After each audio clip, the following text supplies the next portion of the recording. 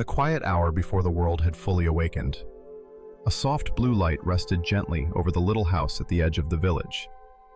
The morning was still young, and everything seemed to breathe slowly, as though the whole earth was lying peacefully in the hands of God.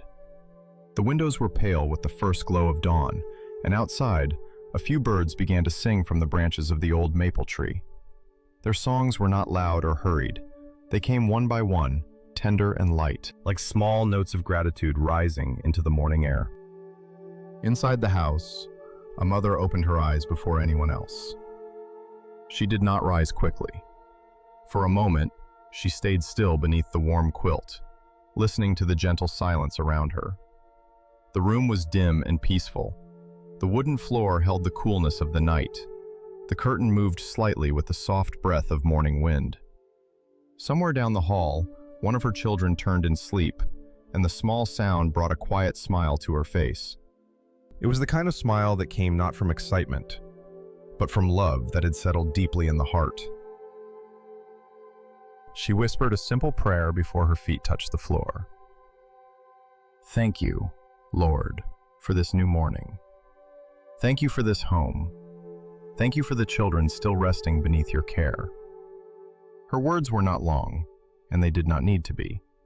They were soft enough to belong to the silence, and sincere enough to fill the room with peace.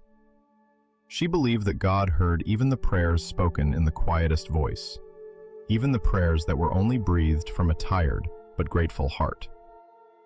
Slowly, she rose and folded the blanket at the foot of the bed. She wrapped a shawl around her shoulders and stepped into the hallway, where the house waited in gentle stillness. The children's doors were partly open, and she paused beside each one. In the first room, her oldest child slept with one arm resting over the blanket, face turned toward the window where the faint light touched the pillow. In the second room, her younger child was curled beneath a quilt, holding a small stuffed lamb close to the chest. In the third little bed, the youngest breathed softly, one tiny hand resting above the covers, as if reaching for a dream. The mother stood there for a while, not wanting to wake them. She simply looked at them with a tenderness that words could not fully hold. She thought of how quickly days passed, how yesterday's small shoes became too tight, how little voices grew clearer, how sleepy eyes became curious and bright. And yet, in that peaceful moment, nothing needed to be hurried. The children were safe. The house was warm. Morning had come quietly. God had carried them through another night. She went to the kitchen and lit the small lamp near the stove. A gentle golden glow spread across the wooden table, the shelves, the folded cloth, and the bowl of apples by the window. She moved through the room with familiar care, placing a kettle on the stove and setting out cups for tea. Soon, the first warmth began to rise. The soft sound of water heating filled the kitchen, and the mother breathed in the comforting scent of bread wrapped in a clean cloth from the evening before. It was simple bread, but in the early morning light, it felt like a gift. She sliced the bread carefully and placed the pieces on a plate. She added a little butter, a jar of honey, and a small dish of fruit.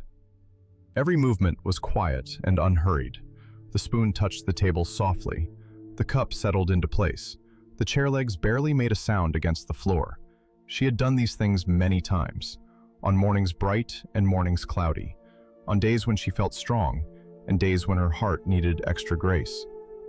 But today, as the sky slowly brightened, even these ordinary tasks felt holy in their own gentle way. While the kettle warmed, she stepped to the window and looked outside. The village road was still empty. A thin mist rested over the grass, and the garden held tiny drops of dew on every leaf. The flowers near the fence had not fully opened yet, but their colors were beginning to show in the soft light. Far away, the little church bell rang once, then again, not loudly, but with a calm and steady tone that seemed to bless the morning. The mother closed her eyes for a moment and let the sound pass through her. She thought of the day ahead. There would be small things to do, as there always were. Meals to prepare, clothes to mend, lessons to guide, crumbs to sweep, questions to answer, and little hands to hold. There might be moments of noise, moments of tiredness, moments when one child needed patience and another needed comfort. But as she stood there in the quiet kitchen, she did not feel alone. She felt the gentle nearness of God, not as something dramatic or distant, but as a steady peace beside her, like morning light slowly entering the room. She poured the tea and sat for just a few minutes at the table before the children woke. The cup warmed her hands. The chair felt familiar beneath her. The house around her seemed to rest in a calm rhythm, and she allowed herself to rest with it. She did not need to solve the whole day before it began. She did not need to carry every concern all at once. She could receive this moment as it was, quiet, simple, blessed. "Lord," whispered again, "help me love them well today. Help me speak gently. Help me notice the little blessings. Keep their hearts safe in your peace."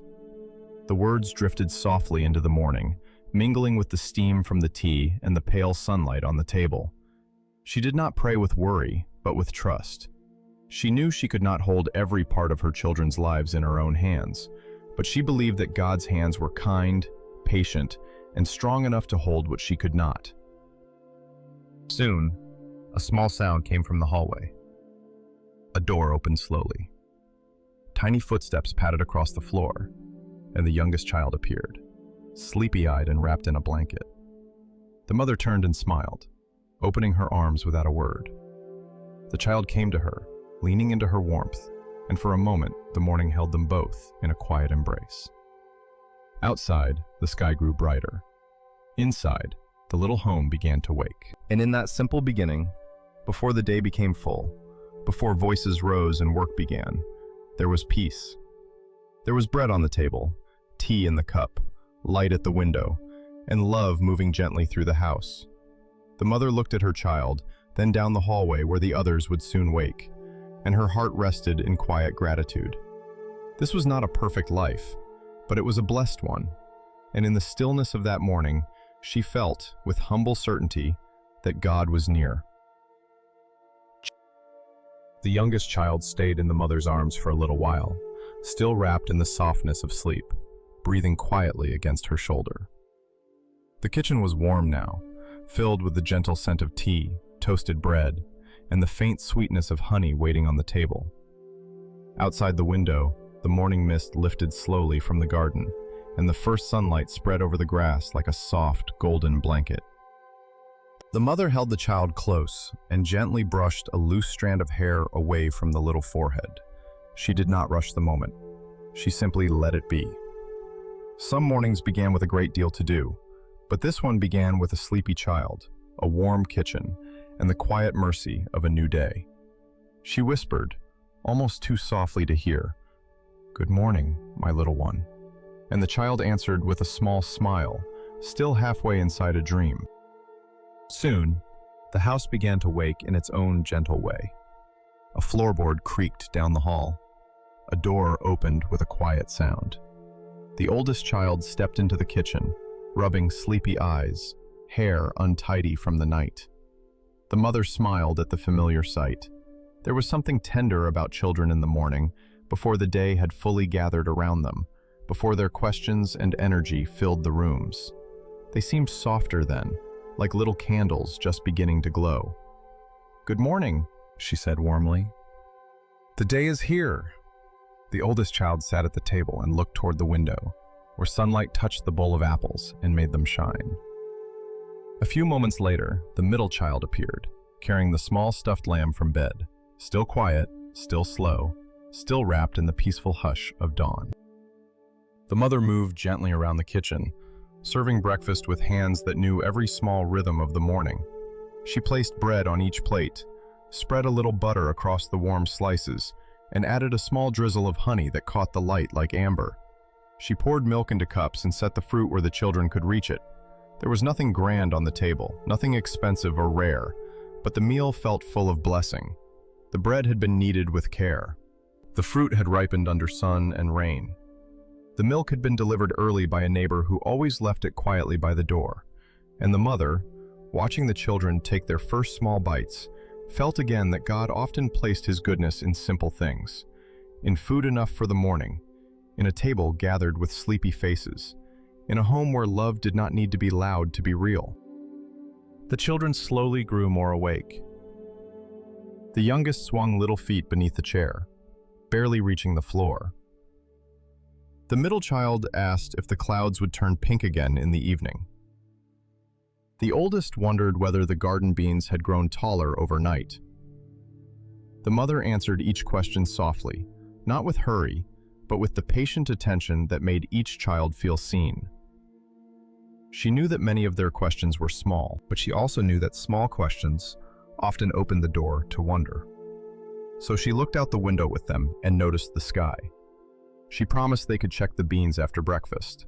She smiled when the youngest held up a piece of bread and said it looked like a tiny hill. The morning became a quiet little world of simple words, warm food, and light moving across the table. After breakfast, the mother began the gentle work of preparing everyone for the day. She wiped honey from small fingers, folded the cloth on the table, and gathered the plates near the sink. The children helped in their own imperfect but earnest way. The oldest carried cups carefully with both hands, walking as if carrying treasure. The middle child brushed crumbs from the table into one small palm, though half of them fell to the floor. The youngest tried to help by holding a spoon, then forgot the task and began tapping it softly against the chair. The mother did not scold. She only laughed quietly and guided the little hands. "Thank you," she said to each of them, because even small help deserved gratitude. In her heart, she thought that children learned kindness not only from being instructed, but from being welcomed into the gentle work of love. Chapter 6. When the table was cleared, the children followed her to their rooms to dress. The hallway was brighter now, touched by morning light that turned the wooden walls warm and honey-colored. The mother opened drawers and chose simple clothes for the day. A blue shirt for one child, a soft brown sweater for another, a little dress with tiny flowers for the youngest. She helped with buttons that would not fasten, sleeves that twisted, socks that disappeared under blankets, and shoes that seemed always to hide just when they were needed. Each task was small, and yet each one carried a tenderness of its own. A button fastened slowly beneath patient fingers, a collar smoothed gently, a loose shoelace tied once, then again, so it would hold. The mother's hands were not idle hands. They were hands of quiet service, moving through the morning like a prayer without words. The oldest child tried to tie a shoelace alone and frowned when the knot came undone. The mother knelt beside the child and watched for a moment before helping. "Try once more," she said gently, "slowly this time." The child tried again, small fingers looping the lace with careful concentration. The knot was uneven, but it held. The mother smiled as if it were a great accomplishment, because in a child's world, it was. The child looked up with quiet pride, and the mother placed a hand on the small shoulder. "Well done," she whispered. She thought about how many little victories filled the childhood: a tied shoe, a poured cup, a remembered kindness, a brave apology, a shared piece of bread. To the world, they might seem small. To a mother, they were sacred little steps. In the next room, the middle child could not find the stuffed lamb and began to look worried. The mother paused her folding and helped search beneath the quilt, beside the bed, under the chair, and near the window. The youngest followed behind, whispering, "Lamb, where are you?" as if the toy might answer. At last, they found it tucked behind a pillow, safe and soft and waiting. The middle child hugged it tightly, and the mother smiled with relief. "There it is," she said. "Some things are not lost. They are only hidden for a little while." The words were simple, spoken lightly, but as she said them, the mother felt a quiet truth inside them. There were days when peace felt hidden too, and strength, and patience, and hope. But God was gentle, and often He helped His children find what they needed again, tucked quietly beneath the ordinary moments of life. Later, while the children gathered near the back door, the mother packed a small basket for the morning. She placed inside a few slices of bread wrapped in cloth, 2 apples, a small jar of water, and a little bundle of mended handkerchiefs for a neighbor who had been unwell. The children watched her carefully. "Are we visiting Mrs. Hale today?" the oldest asked. "Only for a few minutes," the mother answered. "We will leave these by her door and wish her a peaceful morning." The middle child asked if Mrs. Hale would feel better. The mother paused and tied the basket cloth with slow fingers. "We will pray that she does," she said softly. "And we can show love in small ways while she rests." The children accepted this with the gentle seriousness children often have when kindness is explained simply. Before they left, the mother gathered them near the window where the morning light was strongest. She did not make a long lesson of it. She only took their small hands in hers and bowed her head for a moment. "Dear Lord," she prayed quietly, "thank you for this day, for this home, for food on the table, and for the love you place in our hearts. Help us be gentle today. Help us notice what is good. Help us share kindness wherever we go. Amen." The children whispered amen in different little voices, some clear, some sleepy, some barely more than breath. The mother opened her eyes and looked at them with deep affection.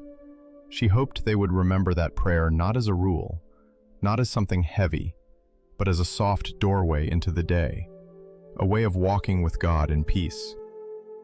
They stepped outside into the garden, where the air was fresh and mild. The morning had brightened fully, but it remained gentle. Dew clung to the leaves, and the earth smelled clean and cool. The children ran ahead to check the bean plants, kneeling close as if greeting small friends. The oldest announced that one vine had grown taller. The middle child insisted another leaf looked like a tiny green hand waving. The youngest touched the soil and laughed softly at the dampness on small fingers. The mother stood beside them, basket on her arm, feeling the calm happiness that comes when a simple promise is kept.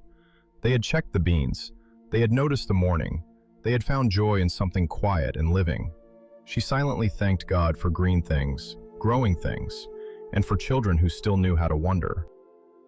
As they moved through the garden gate, the mother turned back for a moment to look at the little house. The curtains were open now. The kitchen window reflected the sky. A small line of smoke rose from the chimney, thin and peaceful. It was not a perfect house. There were scratches on the table, repairs waiting near the fence, laundry that would need washing later, and a floor that would gather crumbs again before noon. But the mother saw beauty in it all. The house was lived in. It held laughter, tiredness, patience, forgiveness, prayer, and the soft returning rhythm of daily grace. She felt no need for life to be polished before it could be blessed. God's goodness had met her right there, among the dishes, the shoelaces, the crumbs, the questions, and the children's small hands reaching for hers. They walked slowly down the lane, not yet far from home, with the basket swinging gently from the mother's arm. The youngest held one side of her skirt. The middle child carried the stuffed lamb. The oldest walked ahead just a few steps, feeling grown enough to lead but still close enough to be safe. The sun warmed their shoulders. A quiet breeze moved through the grass. Somewhere nearby, a rooster called, and farther off, someone opened a wooden gate. The village was waking too, softly and steadily, like a song beginning one note at a time. The mother looked at her children and felt a tenderness too deep to hurry past. Each of them was different. Each of them needed love in a different shape. One needed encouragement. One needed comfort. One needed gentle guidance and a hand to hold. She could not know every path they would walk in life, and she did not try to imagine it all in that moment. Instead, she gave the future quietly to God, the same way she had given him the morning, step by step, breath by breath, blessing by blessing. And as they continued down the peaceful village road, she felt that the day did not need to be large to be meaningful. It only needed to be received with gratitude, lived with kindness, and held in the quiet peace of the Lord. The village road stretched softly before them, narrow and familiar, bordered by low stone walls, small gardens, and patches of grass still bright with morning dew. The mother walked slowly, matching her steps to the children's pace, never hurrying them along. The youngest stayed close by her side, one little hand curled into the fabric of her skirt, while the middle child carried the stuffed lamb as if it too had been invited on the morning walk. The oldest moved just ahead, stopping now and then to examine a leaf, a pebble, or the trail of a small snail crossing the road with patient determination. The mother smiled at these pauses. In the quiet of the morning, every small thing seemed worth noticing. The world did not feel like a place rushing forward. It felt like a gentle path prepared under God's care, one step at a time. The air was cool and clean, carrying the scent of damp earth, wildflowers, and bread baking somewhere nearby. A soft breeze moved through the hedges, brushing the leaves together with a sound like whispered prayer. Far above the rooftops, the sky was pale blue, with thin white clouds drifting slowly as though they had nowhere urgent to be.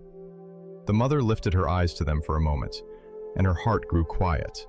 She had walked this road many times, sometimes with baskets full, sometimes with arms tired, sometimes with a child asking questions every few steps. Yet this morning, it felt especially peaceful. Perhaps it was the softness of the light. Perhaps it was the way the children walked together without quarreling. Or perhaps it was simply that her heart was open enough to notice the grace already present. They passed the little garden belonging to Mr. Bennet, who was kneeling among his cabbages with a straw hat tipped low over his forehead. He looked up when he heard the children and gave them a kind wave. "Good morning," he called softly, as if not wanting to disturb the peacefulness of the hour. The children answered in their different voices, the oldest clear and polite, the middle child shy but smiling, and the youngest only raising a small hand before hiding closer to the mother. Mr. Bennet laughed gently and held up a carrot, still covered with soil. "The garden is waking up well today," he said. The mother smiled and replied, "It surely is. God has given us a gentle morning." Mr. Bennet nodded, looking over the rows of green leaves. "That he has," he said, and then returned to his work with the slow contentment of a man who knew the blessing of simple labor. A few steps farther on, the oldest child asked why gardens needed so much waiting. The mother looked down at the child and answered softly, "Because growing things usually take time." She did not say it like a lesson from a book, but like something she had learned through many quiet seasons of life. Seeds grow slowly under the soil before we can see anything, but that does not mean nothing is happening. The child thought about this while walking beside her. The middle child looked down at the stuffed lamb and said, "Maybe prayers are like seeds." The mother's eyes softened at that. "Yes," she whispered. "Sometimes they are." She did not add more. The thought was enough, gentle and true, resting among them as they continued down the road. Soon they came near the small bakery at the corner, where warm light glowed behind the window and the smell of fresh bread filled the air. The baker's wife was arranging loaves on a wooden shelf when she noticed them passing. She opened the door just enough for the warmth to drift out into the cool morning. "Good morning, dear ones," she said. Her face was kind and flour-dusted one sleeve of her dress. The youngest looked at the bread with wide eyes, and the mother gave a quiet laugh. "We have already eaten," she said gently, "but your bread smells like a blessing." The baker's wife smiled. "Then may the blessing follow you down the road." She reached into a basket and gave each child a tiny roll, no bigger than the palm of a hand. "For later," she said. The mother thanked her warmly, and the children held the rolls carefully, as if they had been given small treasures. As they walked on, the children did not eat the rolls right away. The mother noticed this and felt glad. They had learned, little by little, that some good things could be saved, carried, and enjoyed slowly. The oldest tucked the roll into the basket, the middle child wrapped it in a corner of cloth. The youngest held the little bread close and smelled it now and then, smiling at the warmth that still lingered in it. The mother thought of how kindness often worked that way. A small gift, a gentle word, a patient smile. These things could travel with a person longer than expected. They could warm the heart later, even after the moment had passed. She silently thanked God for people who gave without needing praise, for neighbors who made the world feel softer, and for children who were learning to receive kindness with grateful hearts. The road curved toward the center of the village, where the little church stood with its white walls, simple wooden doors, and a small bell tower rising modestly above the trees. It was not a grand church, but it had a peaceful beauty that seemed to belong to the village itself. Ivy climbed near one side of the wall, and flowers grew in a small bed near the steps. The door was closed, but the mother knew the place well. She had sat there on rainy Sundays with a child asleep against her shoulder. She had bowed her head there when her heart felt tired. She had sung softly there when joy was quiet but real. Now, as they passed, she slowed her steps without thinking. The children became quiet too, perhaps because they felt the stillness of the place, or perhaps because their mother's quietness invited theirs. The youngest pointed to the bell tower and asked if the bell was sleeping. The mother smiled. Maybe it is resting until it is time to ring again. The middle child looked up and said, "Does God hear the bell?"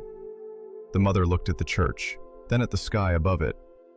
"I believe God hears every sound of love," she said softly. "Bells, songs, prayers, and even kind thoughts we never say out loud." The oldest walked silently for a moment, then asked, "Even when we pray very quietly?" The mother nodded. "Especially then. Perhaps. God is not far away from quiet prayers." The children seemed comforted by that, and the mother was comforted too. Her own prayers were often quiet, spoken while washing cups, folding shirts, closing doors, or watching the children sleep. It eased her heart to remember that none of them were too small to be heard. They continued past the church and onto a lane lined with cottages. Smoke rose thinly from chimneys. A gray cat sat on a windowsill, blinking at the morning sun. Someone shook out a cloth by the doorway, and somewhere behind a fence, chickens scratched in the straw. The village was awake now, but still gentle. Voices were low, doors opened slowly. The sound of a broom sweeping a front step blended with the distant tapping of a hammer from the carpenter's shed. The mother felt a deep fondness for the ordinary music of the place. It was not a perfect village, and every home had its own burdens. But in the morning light, it seemed held together by small acts of care. Bread baked before sunrise, gardens tended, fences mended, neighbors greeted, children guided, prayers whispered. At the end of the lane stood the cottage of Mrs. Hale, the neighbor who had been unwell. Her curtains were drawn halfway, and a small clay pot of lavender rested near the door. The mother motioned for the children to slow their steps. "We will be gentle here," she whispered. The children nodded with the careful seriousness of those entrusted with a quiet task. The mother lifted the cloth from the basket and took out the bundle of handkerchiefs, the slices of bread, and one of the apples. She placed them neatly in a small covered basket by the door. The oldest child added the little roll from the bakery without being asked. The mother noticed, but said nothing at first. The middle child looked at the stuffed lamb, hesitated, then placed a small wildflower beside the basket instead. The youngest touched the door lightly with one finger, as if sending kindness through the wood. The mother's heart warmed as she watched them. There were moments when children needed many reminders, many patient corrections, many gentle beginnings again. But there were also moments like this, when goodness appeared naturally, like a small light coming on in a window. She placed a hand over her heart and bowed her head. "Lord, please bring comfort to this home today," she whispered. "Let Mrs. Hale feel cared for, and let her body rest in peace." The children bowed their heads too, each in their own way. No one prayed loudly. No one needed to. The quiet itself seemed to hold the prayer. Then the mother stepped back, took the youngest child's hand again, and led them softly away from the cottage. As they walked, the oldest child asked, "Will she know it was us?" The mother considered the question. "Perhaps," she said, "but it is all right if she does not." The child looked puzzled. "Why?" The mother smiled gently. "Because kindness does not always need to be seen by people. God sees it, and sometimes that is enough." The oldest thought about this. The middle child hugged the stuffed lamb and said, "Maybe it will make her smile when she opens the door." "Yes," the mother said. "That would be a lovely blessing." The youngest looked back toward the cottage and whispered, "Feel better." The mother squeezed the little hand she held, grateful for the tenderness that children could offer so simply. The path beyond Mrs. Hale's cottage led toward a small meadow where the grass grew soft and bright. The mother did not need to go there, but the morning was calm, and she sensed the children had more quiet wonder to spend before returning home. So she led them through a wooden gate and into the meadow, where sunlight rested on the wildflowers and bees moved lazily from bloom to bloom. The children spread out a little, still within sight, exploring the gentle world around them. The oldest crouched to watch an ant carry a crumb across a stone. The middle child gathered fallen petals in one hand. The youngest sat in the grass and held the stuffed lamb upright, as though showing it the view. The mother stood near the gate, breathing in the sweetness of the meadow and feeling her own thoughts grow slow and peaceful. There, beneath the wide morning sky, she felt again the quiet truth that had been with her since dawn. She was not walking through the day alone. God was present in the warmth of bread, in the patience of growing seeds, in the ringing of a church bell, in the kindness left at a neighbor's door, and in the small hands of her children learning how to love. She did not need a grand sign to believe that grace was near. She could see it in the sunlight on the grass, hear it in the children's soft voices, and feel it in the steady peace that settled over her heart. The day was still young. There would be more work waiting at home. There would be dishes, laundry, questions, and perhaps a few tired tears before evening. But for now, the meadow held them gently, and the mother allowed herself to receive its quiet gift. After a while, she called the children back to her, not sharply, but with a voice as soft as the breeze. They came slowly, bringing their discoveries with them: a smooth stone, a yellow petal, a story about the brave ant, and a few blades of grass tucked into the youngest child's sleeve. The mother listened to each report as if it mattered, because to the children it did. Then she brushed grass from their clothes, straightened a collar, and gave each child a small drink of water from the jar in the basket. They shared the tiny rolls from the bakery, breaking them carefully into pieces. The bread was simple and warm in memory, and they ate it under the open sky with quiet happiness. The mother took only a small piece for herself, but it tasted sweet to her because it was shared. When they began walking home, the sun had risen higher, but the morning had not lost its gentleness. The village road welcomed them back with its familiar turns, its flowers by the fences, its open windows and soft voices. The children walked more slowly now, content from the meadow and the bread. The youngest leaned against the mother's side. The middle child hummed a little tune. The oldest carried the smooth stone like a precious keepsake.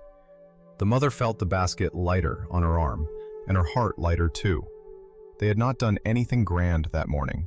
They had only walked, greeted neighbors, noticed the world, shared kindness, and prayed quietly. Yet somehow, the morning felt full. As the little house came into view again, with sunlight shining on the kitchen window, the mother paused at the garden gate and looked at her children. Their faces were calm, their hands a little dusty, their eyes bright from fresh air and small wonders.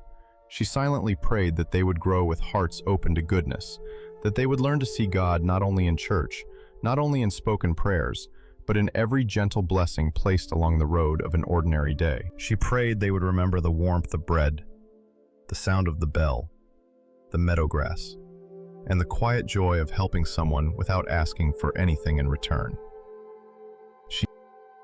Then she opened the gate, and the children went in before her, returning to the home that waited with its simple rooms and familiar peace. The mother followed them with a grateful heart. The morning walk had ended, but its calm remained with her, like sunlight resting on the soul. And as she stepped back inside, she carried with her the quiet assurance that the Lord had walked with them down every part of the village road. By the time the mother and her children had returned home, the morning had slowly opened into a bright and peaceful day. The soft mist had disappeared from the garden, and the sunlight now rested warmly on the fence, the windows, and the little path that led to the door. Inside the house, the familiar work of the day waited quietly, not as a burden, but as a rhythm the mother knew well. She set the basket on the kitchen table, helped the children wash their hands, and smiled as the youngest tried to explain, with great seriousness, how the meadow grass had followed them home on their sleeves. The mother brushed the last green blade from the little cuff and said, "Perhaps it wanted to stay with you a little longer." The children laughed softly, and the sound filled the room with a gentle brightness. Then the day moved on, slowly and simply.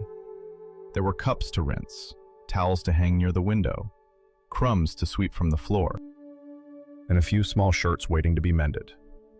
The mother did each task with quiet care, while the children stayed near her, sometimes helping, sometimes asking questions, sometimes simply moving through the house like little birds in a warm nest. As the sun climbed higher, the mother opened the back door to let in the mild air. A breeze entered the kitchen and carried with it the scent of warm earth, leaves, and distant flowers. The curtains lifted softly, then settled again. The children sat at the table for a while, drawing pictures on scraps of paper. The oldest drew the church bell tower, taller than it truly was, with a sky full of round clouds. The middle child drew Mrs. Hale's door with a basket beside it and a flower that was almost as large as the cottage. The youngest made small circles and lines, then proudly declared that it was the stuffed lamb walking through the meadow. The mother looked at each drawing with sincere attention. She did not correct the shapes or suggest better lines. She simply listened as each child explained the little world they had made. She had learned that when a child offered a drawing, they were often offering more than paper. They were offering the way they saw the morning, the way wonder had settled in their heart, the way love had taken shape in colors and lines. So she placed the drawings carefully on the shelf near the window, where the light could touch them, and told the children they had remembered the morning beautifully. After a simple midday meal, the house grew quieter. The youngest became sleepy and leaned against the mother's side, eyes blinking slowly. The mother carried the child to the small bed and laid the blanket gently over the little shoulders. She sat there for a moment, smoothing the blanket with one hand and listening to the soft breathing begin to deepen. In the next room, the older children had become calm too, speaking in low voices as they arranged wooden blocks near the floor. The mother stepped back into the hallway and paused. The afternoon light was different from the morning light. It was warmer, fuller, more golden. It stretched across the wooden floor in long, gentle lines, turning ordinary dust into tiny specks of brightness. She looked at that light and felt her own spirit quiet down. There were many things she could do. There were always many things a mother could do. But for a little while, she allowed the house to rest. She sat by the open window with a small piece of mending in her lap and listened to the peaceful sounds around her. The faint hum of bees near the garden flowers, the soft knock of wooden blocks in the next room, the sleeping child's gentle breathing, and the distant sound of someone leading a horse down the village road. Nothing hurried her. Nothing pressed heavily upon her. The afternoon seemed to say, in its own quiet way, that God's peace could be found not only in prayer, but also in stillness. Together. A little later, when the youngest woke and the children were ready to be outside again, the mother led them into the garden behind the house. The sky had turned a calm blue, and a few white clouds drifted lazily above the trees. The garden was not large, but to the children it held many places to explore. The bean vines near the fence, the small patch of herbs, the row of flowers that leaned toward the sun, and the old wooden bench beneath the apple tree. The mother brought a basket of laundry to fold and set it beside the bench. The children gathered around her at first, but soon they spread out in the garden, each drawn to something different. The oldest looked carefully at the bean vines, measuring their height with one small hand. The middle child searched for smooth stones near the path. The youngest carried the stuffed lamb to the shade and placed it carefully against the tree trunk, as if it too needed rest after a long morning. The mother watched them with a soft smile, folding one cloth, then another, breathing in the warm scent of sun-dried linen. There was something deeply peaceful about folding clean cloth under an open sky. Each fold felt like a small act of order, a small offering of care, a small way of saying that home was worth tending. While she folded, the children began to play near the apple tree. At first, their game was quiet. The oldest built a little house from twigs and stones. The middle child gathered leaves for a pretend table. The youngest placed the stuffed lamb inside the little twig house and whispered something to it. The mother let them play, grateful for the calm. But after a few minutes, the middle child reached for one of the smooth stones the oldest had chosen, and the oldest pulled it back quickly. A small frown appeared. The middle child's eyes grew disappointed. The youngest looked from one face to the other, sensing that something had changed. It was not a large quarrel. No one shouted. No one was deeply hurt. It was only one of those small moments that appear in childhood.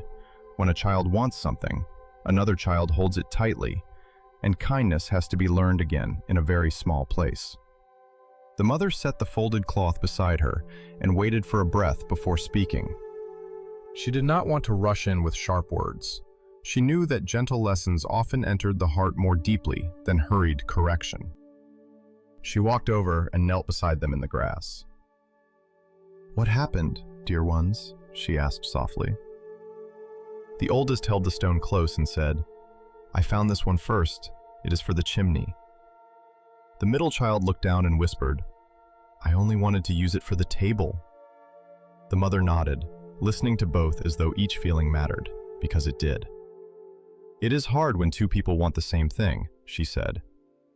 The children were quiet. A bee moved slowly over a flower nearby, and the leaves above them shifted in the breeze. The mother looked at the little twig house and smiled gently. "This is a very fine house," she said, "and I can see why the chimney stone feels important. I can also see why a table would need something smooth and strong." The children looked at the stone, then at each other. The mother continued, "Kindness does not always mean giving up everything, and it does not mean pretending we do not care. Sometimes kindness means pausing long enough to ask, how can we make room for someone else too?" The oldest child looked at the stone again. The middle child picked at a blade of grass. The mother waited. She had learned that children often needed a little silence to find the good answer already growing inside them. At last, the oldest said, "Maybe it can be the chimney first, and then the table." The middle child thought about this and nodded slowly. "And I can find another stone for the table legs." The mother smiled, not too brightly, but with deep warmth. "That sounds very wise." Then she placed one hand gently on each child's shoulder. "You both cared about what you were making, and you both found a way to be kind." The children returned to their play, and the small trouble passed like a cloud moving away from the sun. The mother went back to the bench and resumed folding the laundry, but her heart was quietly thankful. These small lessons mattered. Sharing a stone in the garden might not seem important to the world, but to a child's heart, it was practice for a life of gentleness, patience, and love. After a while, the mother called the children to sit with her under the apple tree. The shade was cool and pleasant, and the grass beneath them was soft. She gave each child a slice of apple and took one for herself. They ate slowly, listening to the leaves rustle overhead. The youngest leaned against her knee.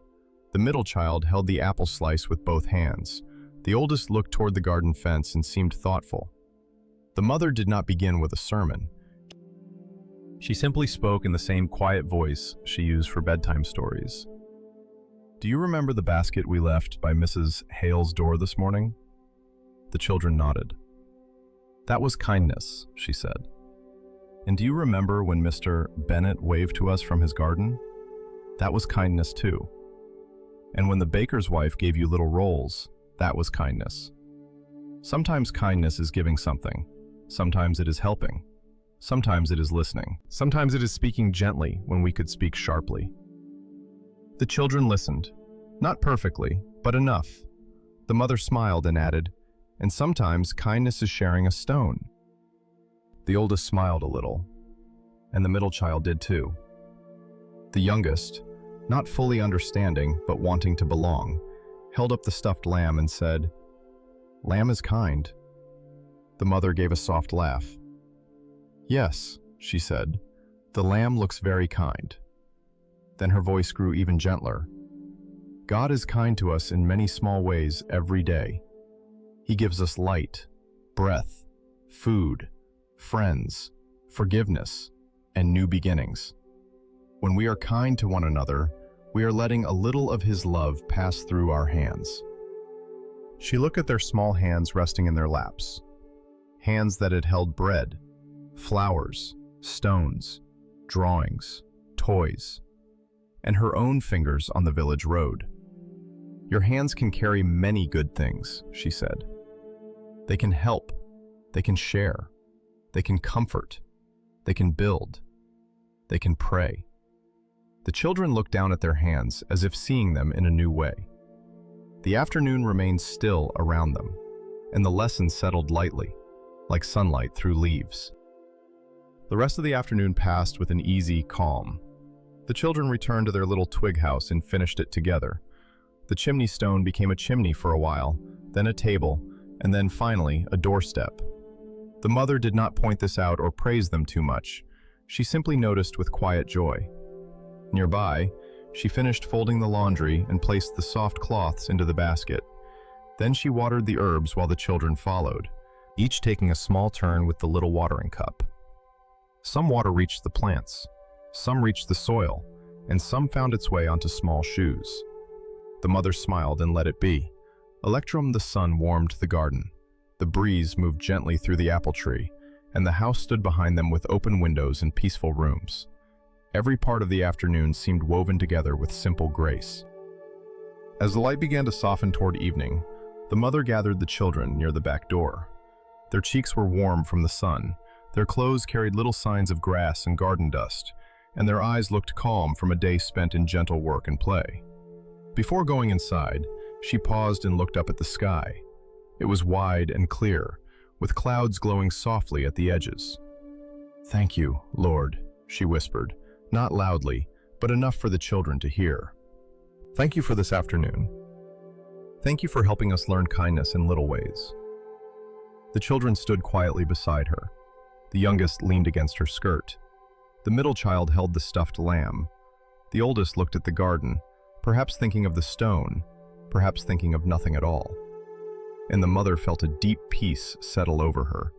She knew the children would need to learn the same lessons many times. So would she. Patience, gentleness, kindness. Gratitude. These were not learned in a single afternoon. They were learned slowly, through repeated grace, through mistakes forgiven, through small beginnings offered again and again. When they stepped back into the house, the rooms were filled with golden evening light. The drawings still rested on the shelf near the window. The cups were clean. The folded laundry smelled faintly of sun.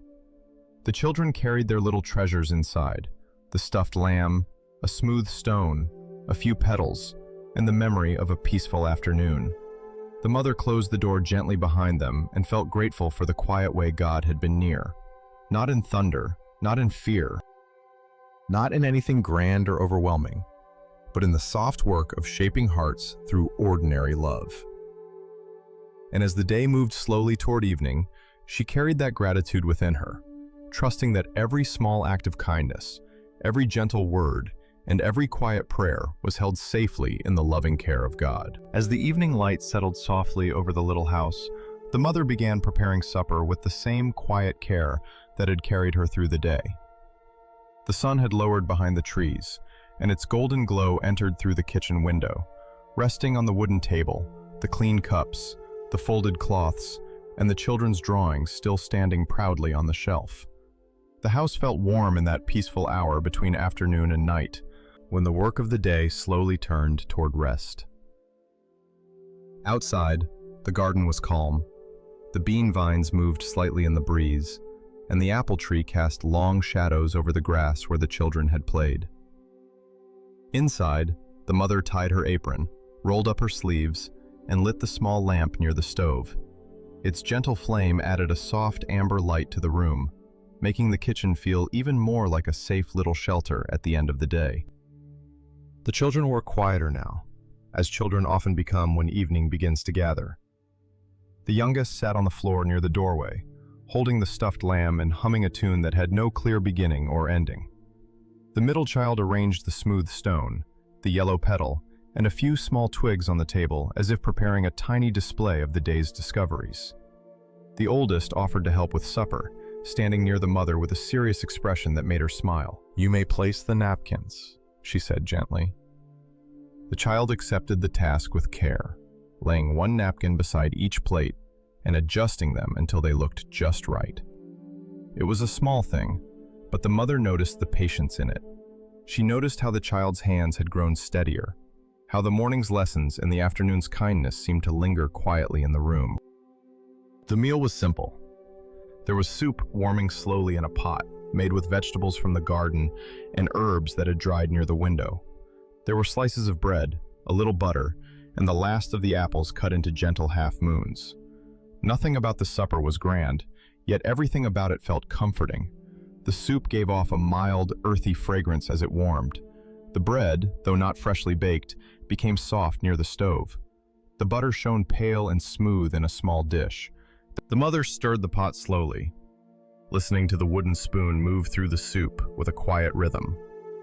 She had always loved the sound of supper being made, the soft clink of a bowl, the gentle scrape of a chair, the low bubbling of soup, the hush of evening air at the window. These were not sounds that demanded attention.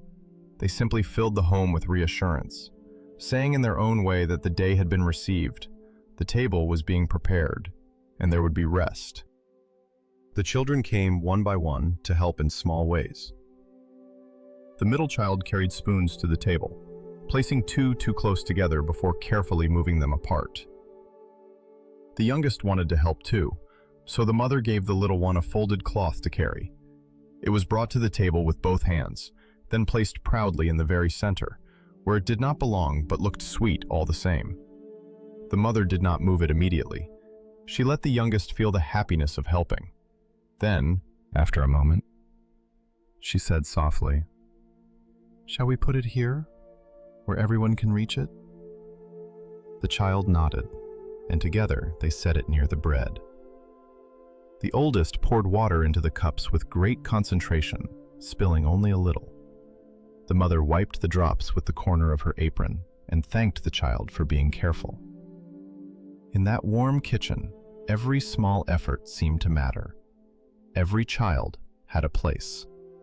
Every hand could help. Every simple task became part of the evening's quiet blessing. When the supper was ready, the mother called them gently to the table. Chairs shifted softly. Little feet climbed up. The youngest placed the stuffed lamb on a nearby chair, as though it too were part of the family gathering. The mother smiled but said nothing. She ladled soup into each bowl, watching the steam rise in pale ribbons toward the lamplight. The children waited, not perfectly, but peacefully enough. The room grew still for a moment, and the mother rested both hands lightly on the edge of the table. She looked at the faces before her, the oldest trying to sit tall, the middle child watching the steam curl upward, the youngest blinking sleepily beside the bowl. Her heart filled with a tenderness that was almost too deep for words. There had been many small moments in the day, many ordinary movements from waking to walking to working to resting, and now they had all arrived here, gathered at the table in the gentle light. Before they ate, she bowed her head. The children followed. "Dear Lord," she prayed softly, "thank you for this food, for this home, and for the hands that helped prepare our table. Thank you for the kindness we received today and the kindness you helped us share. Let this meal bring rest to our bodies and peace to our hearts. Amen." The children whispered "Amen," and the youngest added a quiet "Amen" for the stuffed lamb as well. The mother smiled, and the warmth of the moment seemed to spread through the room like the glow from the lamp. She did not feel the need to say more. The prayer had been simple, and simple was enough. God was not far from this table. He was near in the bread, near in the soup, near in the small voices, near in the gratitude that softened the evening. They began to eat slowly. The soup was warm and mild, just right for the end of a gentle day. The oldest tasted it and said the carrots were sweeter than usual. The middle child asked whether the herbs came from the garden or from the little bundle near the window.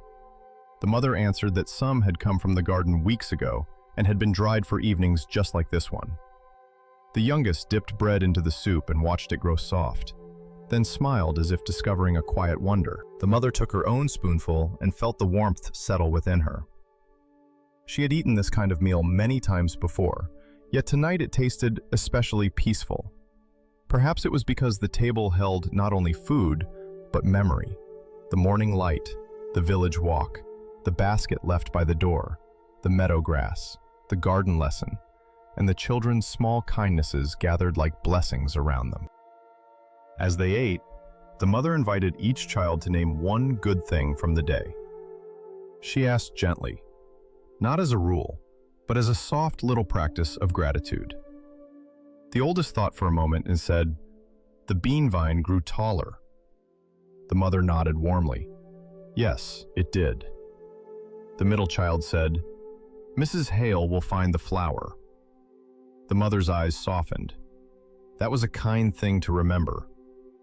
The youngest lifted the stuffed lamb slightly and said, "Lamb liked the meadow." The mother smiled. "Then we are thankful for the meadow too." The children looked to her then, waiting for her answer. She looked around the table, at the bowls, the bread, the soft lamplight, and the faces she loved. "I am thankful," she said slowly, "that God gave us this day together." The words were quiet, but they filled the room with a calm and steady sweetness.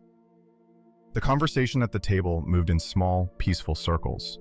The children spoke about the cat on the windowsill, the baker's warm rolls, the brave ant in the meadow, and the stone that had been a chimney, then a table, then a doorstep. The mother listened with patience, adding a gentle word now and then. She did not hurry the meal. She knew that supper was not only for filling hungry bodies, it was also a time for gathering the pieces of the day and placing them gently into memory. Around the table, children learned that their thoughts were welcome, that their little stories mattered, that gratitude could be spoken aloud, and that home was a place where the day could be laid down without fear. The mother hoped, quietly, that when they were older, they would remember evenings like this, not because anything extraordinary happened, but because they had felt safe, heard, and loved. Outside, the light continued to fade. The sky beyond the window turned from gold to pale rose, then slowly into lavender blue. A few birds crossed above the garden, their wings dark against the softening sky. The mother rose to light one more candle near the window, and its flame flickered gently before becoming still. The children watched it for a moment, soothed by the small glow. The kitchen felt wrapped in quietness now. Even the sounds of the village had grown softer. Somewhere far down the road, a door closed. A dog barked once, then settled. The evening breeze moved through the leaves with a sound like a lullaby. The mother returned to her chair and felt the peaceful weight of the day resting around them, not heavy, but complete. When the bowls were nearly empty, the oldest asked whether Mrs. Hale might be eating the bread they left for her. The mother looked toward the window, as if she could see the cottage beyond the village lanes. "Perhaps she is," she said, "or perhaps she is saving it for later." The middle child asked if they could visit again another day. "Yes," the mother answered. "When she is ready for visitors, we will go gently." The youngest placed a small piece of bread near the stuffed lamb and whispered, "For later." The mother watched this with a quiet smile. The children were learning in small ways that love could be carried forward, that kindness did not end after one morning, that care could return again and again like the light returning each day. After supper, they cleared the table together. The mother carried the bowls to the sink, and the children brought the spoons, the cups, and the folded napkins. There were a few spills, a few crumbs, and one spoon that somehow found its way beneath a chair. But the work remained peaceful. The mother filled the basin with warm water, and steam rose softly as she washed the dishes. The oldest dried them carefully. The middle child put away the napkins. The youngest stood nearby with the stuffed lamb, offering encouragement in the form of sleepy humming. The mother looked at the small scene and felt grateful for the quiet order of it. Not perfect order, not spotless order, but loving order. The kind that comes when a family moves together through the ordinary needs of an evening. As she washed the last cup, the mother looked down at her hands in the warm water. They were tired hands now. They had folded blankets, sliced bread, tied shoes, carried a basket, mended cloth, poured soup, wiped spills, and held children close. Yet as tired as they were, she felt no bitterness in them. She felt a humble gratitude. These hands had been given work to do, and much of that work was love. She thought again of her quiet prayer from the morning. Help me love them well today. She had not done everything perfectly. No mother ever did.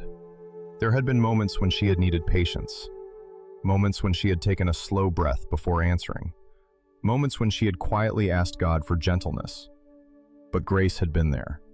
Enough grace for the morning, enough grace for the road, enough grace for the garden, enough grace for the table. When the dishes were done, the kitchen seemed to exhale. The table was wiped clean. The candle burned low and steady. The children's drawings still watched over the room from the shelf. The mother took the small display of stone, petal, and twigs and placed it carefully beside the drawings, as if the whole day had become a little offering of memory. The children stood near her, pleased to see their treasures honored.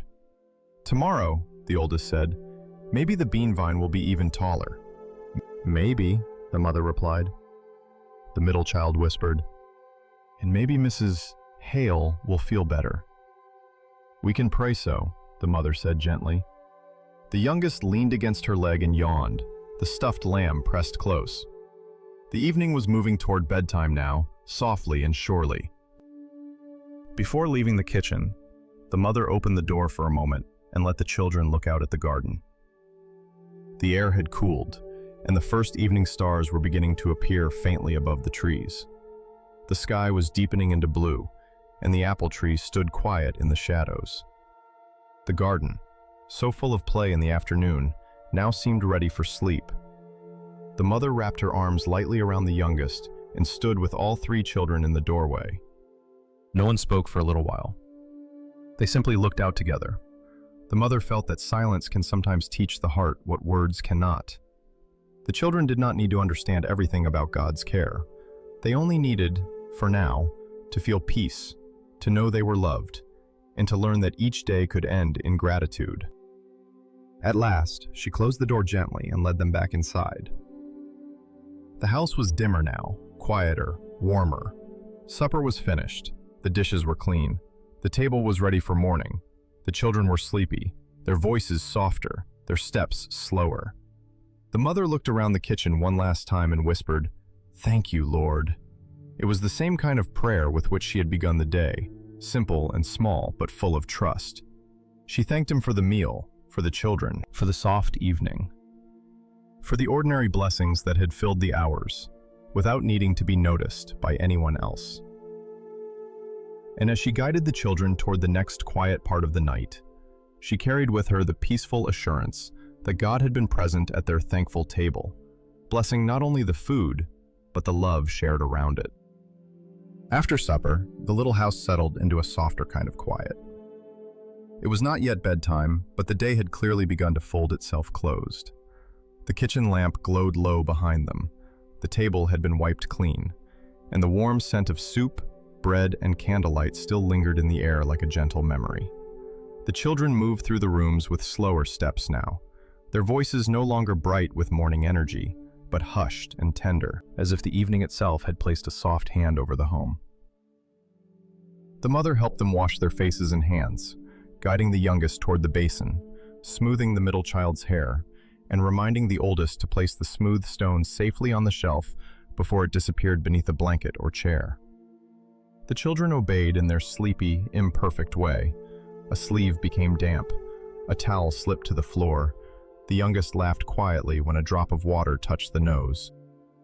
The mother smiled and reached for the towel, patting the little face dry with care. These were the small endings of a day, the gentle rituals that told the heart it was safe to rest. The sky outside had deepened into evening blue. Through the window, the first stars appeared one by one, faint and patient above the trees. The garden was now mostly shadow, though the pale shapes of the flowers could still be seen near the fence. The apple tree stood still, its leaves barely moving.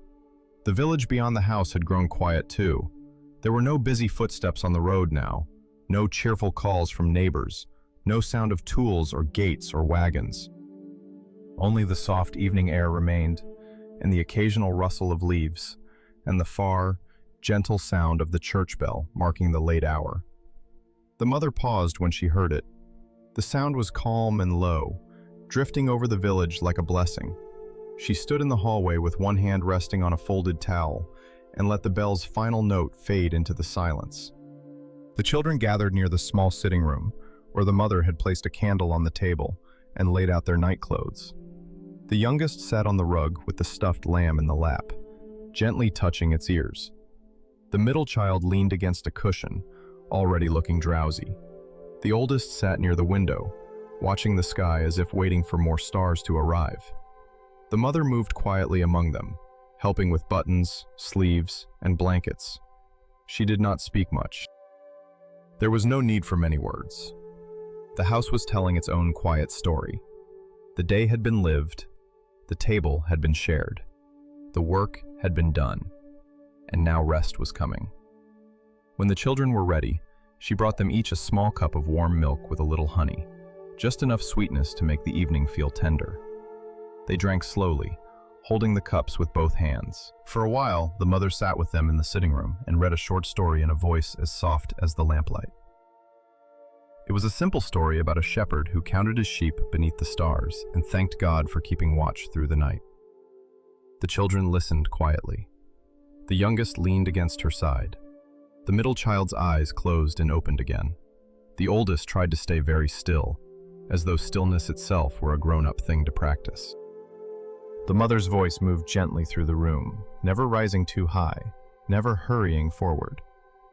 The words were less important than the feeling they carried: safety, watchfulness, peace, and the tender nearness of God in the quiet dark. When the story ended, no one spoke for a moment. The candle flickered. The mother closed the book and rested her hand on its cover. Soon, she led the children to their beds. The youngest went first, holding the stuffed lamb close. The mother tucked the blanket under the little chin and kissed the forehead. "God keep you in his peace," she whispered. The youngest smiled sleepily and closed both eyes with great seriousness, as if trying to obey sleep itself. In the next room, the middle child wanted the blanket folded in a particular way, not too high and not too low. The mother adjusted it patiently until it felt just right. Then she sat for a moment beside the bed, while the child whispered, "Do you think Mrs. Hale found the basket?" The mother smiled in the dimness. "I think she may have," she answered. And whether she found it early or late, the kindness was still there. The child seemed comforted by this and relaxed into the pillow. In the oldest child's room, the window curtain was still open slightly. The child looked toward the sky and asked if prayers could travel farther than stars. The mother stood beside the bed and looked out with the child. "God hears them before they travel anywhere," she said gently. "He's already near." The oldest thought about that, then nodded quietly, as though placing the answer somewhere safe inside. When all three children were finally tucked beneath their blankets, the mother walked once more through the little hallway. She left each door partly open. She listened for a moment to the soft sounds of settling, a blanket shifting, a small sigh, a sleepy whisper, then stillness. The house had entered that tender hour when everything seemed fragile and peaceful at once. The mother returned to the sitting room and lowered herself into the chair by the window. The candle burned softly beside her. Outside, the moon had risen above the trees, pale and gentle, spreading silver light across the garden path. She looked out at the quiet yard where the children had played earlier, and the memory of the day returned to her slowly. The morning bread, the village road, Mr. Bennett's garden, the church bell, the basket at Mrs. Hale's door, the meadow, the little quarrel over the stone, the thankful table, the sleepy cups of warm milk. It had been a good day, a simple day, a blessed day. And yet, as the house grew quiet, the mother became aware of the small worries she had carried beneath the day's gentle rhythm. They had not been loud worries. They had not ruined the morning or taken away her gratitude. They had simply lived quietly at the edge of her heart, as worries sometimes do. She thought about the children's futures, not in a fearful way, but with the tenderness of a mother who loved deeply. She wondered if she was teaching them well. She wondered if she had been patient enough, gentle enough, wise enough. She thought of the oldest child, growing more thoughtful each season, already asking questions that reached beyond the walls of the little house. She thought of the middle child, tender and easily moved, needing comfort, needing courage, needing to know that gentleness was not weakness. She thought of the youngest, still so small, still carrying the stuffed lamb from room to room, still trusting the world to be safe because Mother's hand was near. The mother looked down at her own hands resting in her lap. They were quiet now, no longer washing, folding, stirring, tying, wiping, or carrying. In the candlelight, they looked tired but peaceful. Persist. She thought of all they had held that day: bread, cloth, cups, children's hands, a basket, a book, a blanket. Then she thought of all they could not hold. She could not hold every tomorrow. She could not stand beside her children in every future moment. She could not answer every question before it was asked, or protect every feeling before it was felt. This thought might have become heavy, but in the stillness of the room, it softened into prayer. She did not need to be the keeper of everything. She was their mother, and that was a holy calling. But she was not their savior. God loved them before she did. God knew their names before she whispered them. God could walk with them in places her feet could never go. So she bowed her head, there beside the window, and let the quiet worries rise into God's care. Lord, she whispered, you know each child.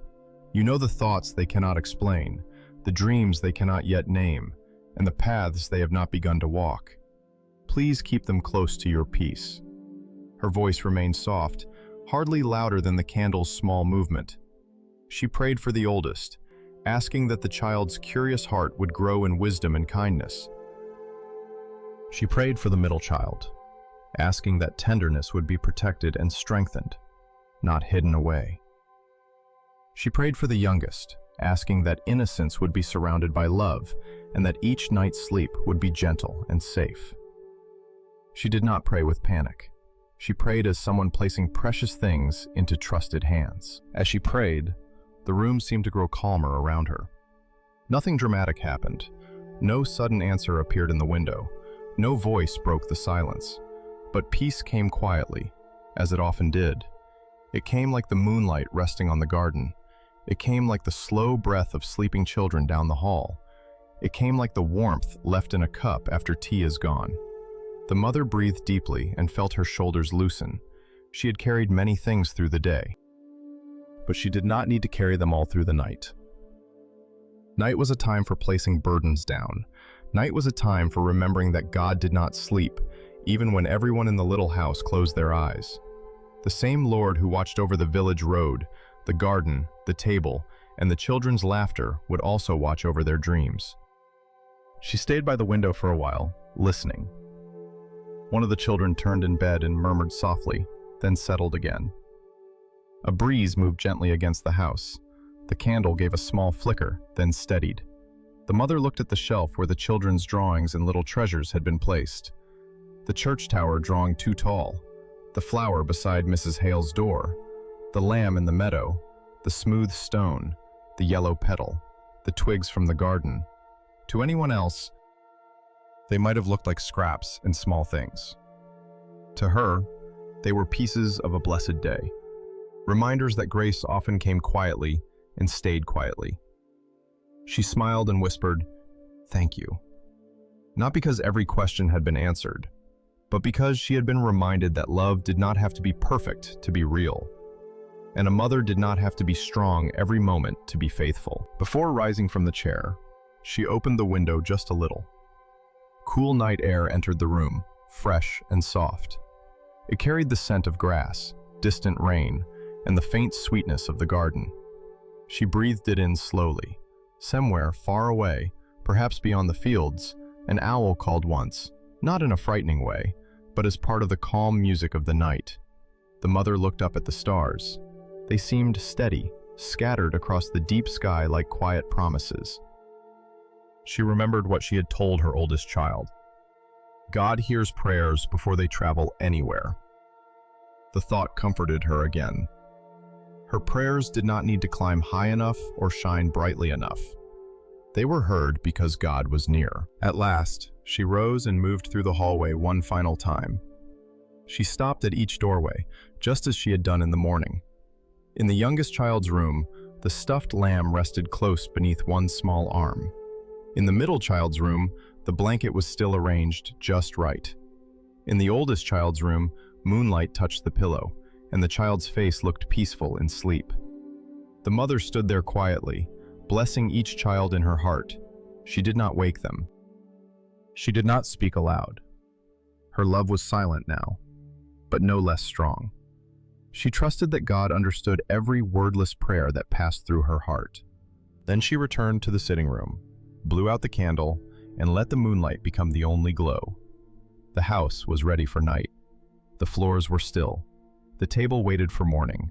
The garden rested beneath the stars. The mother felt tired, but the tiredness was gentle now.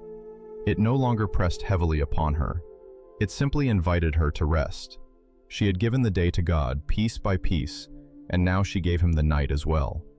With one last look down the quiet hallway, she whispered, "Keep them, Lord, in your loving care." And in the peaceful silence that followed, her heart believed that he would. The house was quiet beneath the moonlight, wrapped in the soft stillness that comes only after a long and gentle day has finally come to rest. The rooms that had been filled with small footsteps, warm voices, questions, laughter, and the simple music of family life were now calm and dim. The kitchen table had been cleared. The candle had gone out. The children's drawings rested near the window, touched faintly by silver light. Outside, the garden slept beneath the stars, the bean vines still against the fence, the apple tree standing peacefully in the cool night air, and the little path shining pale where the moonlight fell upon it. The mother stood for a moment in the hallway, listening to the gentle quiet of her children sleeping. Each room held its own small piece. The youngest slept with the stuffed lamb tucked close beneath one arm, breathing softly, with one hand open on the blanket. The middle child lay beneath the carefully folded covers, face peaceful, as if the whole day's tenderness had settled into a dream. The oldest slept near the window, where the moonlight rested across the pillow like a quiet blessing. The mother looked at each child with love that did not need to speak. Her heart was full, but not heavy. It was full in the way a cup is full of warm tea at the end of a cold evening, steady and comforting. She knew that the day had not been perfect, yet it had been blessed. There had been crumbs on the floor, spilled water, tangled sleeves, small disagreements, tired moments, and questions she did not always know how to answer. But there had also been bread, kindness, sunlight, garden leaves, a basket left at a neighbor's door, warm soup, soft prayers, and little hands learning how to love. The mother understood, in the quiet way that comes with time, that a peaceful life was not a life without small troubles. It was a life where every small trouble could be met with grace. Every tired moment could be given to God, and every ordinary blessing could be received with gratitude. She returned to the sitting room and sat beside the window once more. The moon was higher now, round and gentle above the trees. The village rested beneath it, all roofs and gardens and narrow roads softened by night. Somewhere far away, a breeze moved through the fields. The sound was almost like a whisper. The mother folded her hands in her lap and let her eyes close. She did not hurry into prayer. She simply breathed slowly, allowing the quiet to gather around her. She thought of the children as they had been throughout the day, sleepy in the morning, curious on the village road, kind at Mrs. Hale's door, thoughtful beneath the apple tree, grateful at the supper table, and peaceful now in their beds.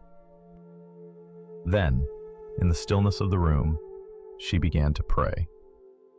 Dear Lord, thank you for carrying us through this day. Thank you for the morning light that woke our home gently, for the food on our table, for the path through the village, for the kindness of neighbors, for the laughter of children, and for the quiet gift of this night. Thank you for being near in the simple things, in bread and water, in sunlight and rain, in folded blankets, in small hands, in soft voices, and in every peaceful breath. She paused, and the silence felt kind. Lord, I place my children in your loving care tonight. Watch over them as they sleep. Let their dreams be gentle. Let their hearts feel safe. Let their bodies rest deeply. Cover this home with your peace. Not a peace that the world has to understand, but the quiet peace that comes from knowing we are loved, held, and never forgotten. Her voice remained soft, barely above a whisper. Bless my oldest child with wisdom, patience, and a heart that stays tender. When questions come, guide them gently.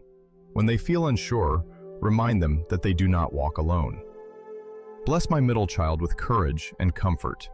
Let their gentle heart grow strong in kindness. Help them know that tenderness is a gift.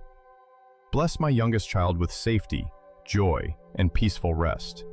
Let love surround them like a warm blanket, and let each morning bring a new reason to smile. The mother breathed in slowly, then continued. And Lord, bless every person listening tonight. Bless the tired heart. Bless the one who has carried many thoughts through the day. Bless the one who needs rest but finds it hard to let go. Bless the one who longs to feel safe, forgiven, and loved. Let them know, in this quiet hour, that they may lay their burdens down. They do not have to hold everything tonight. They do not have to fix everything before they sleep. Your care is gentle. Your mercy is near. Your love is steady. The moonlight rested on the floor, pale and calm. May this night be peaceful. May every breath become slower. May every thought grow softer.